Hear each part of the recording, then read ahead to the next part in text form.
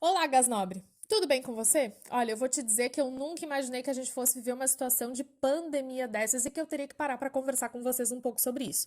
Eu, como professora de biologia, eu tô preocupada e eu quero que a gente esclareça algumas informações. Então, a gente vai começar a liberar aqui uma série de vídeos para vocês sobre o Covid-19 e a pandemia que a gente está enfrentando. Agora é o momento da gente buscar informações corretas. Então, um pedido meu é para que você escolha os meios corretos de informação, tá? A gente está combinado nisso para que você não saia por aí disseminando, né, as fake news, as notícias falsas, as informações erradas com relação ao Covid-19. A gente precisa confiar nos médicos e pesquisadores que estão engajando, que estão se esforçando para o desenvolvimento de intervenções farmacológicas. Isso quer dizer o quê? Vacinas e medicamentos que vão auxiliar a gente no combate ao Covid-19. Por um lado, a gente já pode ficar otimista nesse sentido. A gente já tem pesquisadores, né, fazendo esforços aí para o desenvolvimento de vacinas, para o teste de medicamentos que podem auxiliar no combate à infecção, à disseminação do Covid-19. Mas tem uma coisa que a gente tem que ficar atento, né? Tudo isso vai levar um certo tempo até chegar a nós, seres humanos, até poder ser utilizado de forma ampla pela gente. A vacina do Ebola, por exemplo, ela foi desenvolvida em 5 anos. Os estudos começaram em 2014 e em 2019 ela estava acessível para ser aplicada nos seres humanos como forma de prevenção contra essa doença.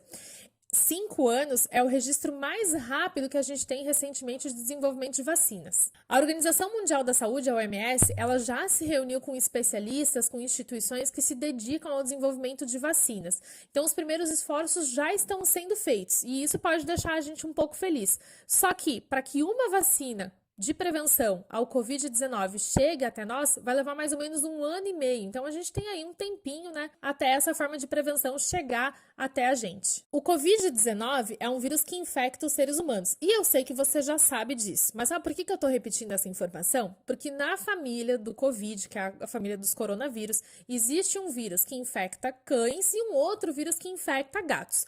Se você for na agropecuária aí perto da sua casa, você vai descobrir que já existe uma vacina contra esses vírus para que você possa proteger seu cão ou seu gato.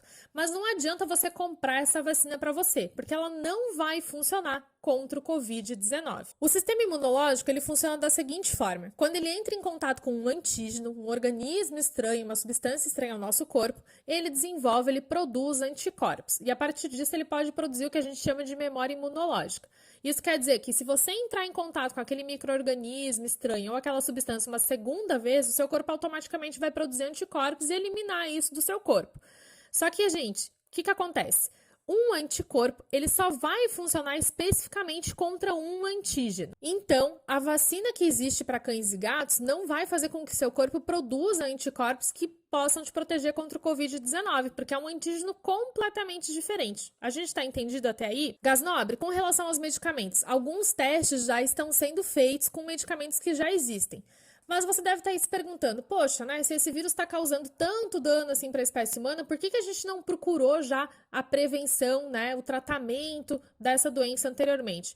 Porque até hoje, os vírus da família coronavírus não causavam doenças graves na gente. Isso é a primeira vez que está acontecendo. Como eu já comentei, medicamentos que já existem estão sendo testados. Nessa semana, você deve ter ouvido falar sobre a cloroquina e a hidroxicloroquina, certo? A hidroxicloroquina e a cloroquina, elas foram testadas já anteriormente na época de surto da SARS.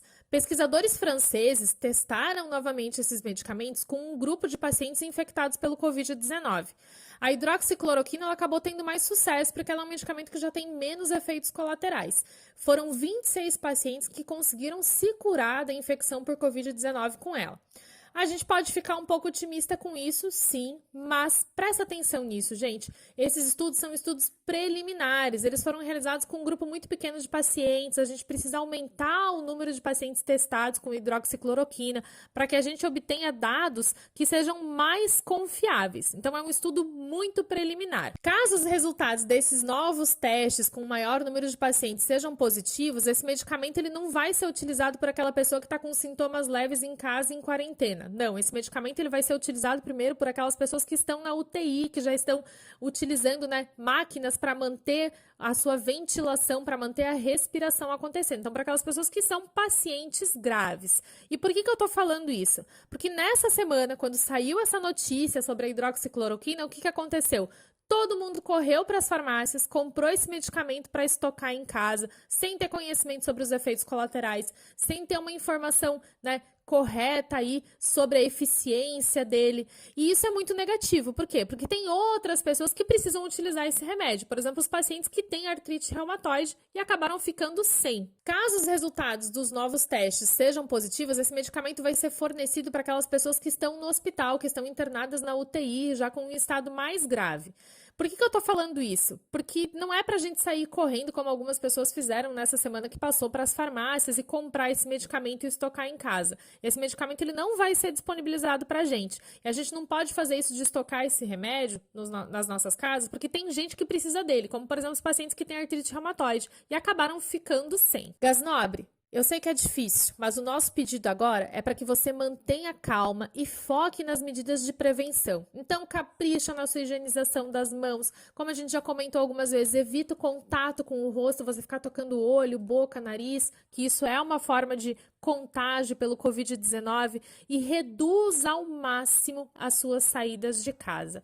Respeita o pedido de isolamento social dos nossos órgãos responsáveis. Juntos, a gente vai passar por isso e no final nós vamos ficar bem. Um abração e até o nosso próximo vídeo. Reage!